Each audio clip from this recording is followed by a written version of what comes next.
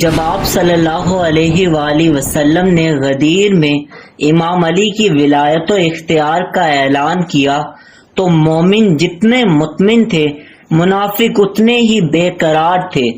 آج کے دن منافقین کی بہت عجیب حالت تھی، نہ وہ بول پا رہے تھے نہ رو پا رہے تھے، انہیں نہ آسمان کھا رہا تھا نہ زمین نگل رہی تھی، ہاں مگر بار بار آسمان سے گرا کر خجور میں اٹکایا جا رہا تھا اور ساتھ ساتھ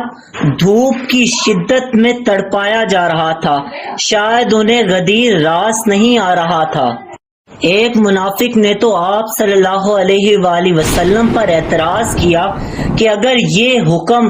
خدا کی طرف سے ہے تو مجھ پر آسمان سے عذاب آئے۔ وہ یہ بول رہا تھا اور آسمان سے ایک پتھر اس کی طرف آ رہا تھا۔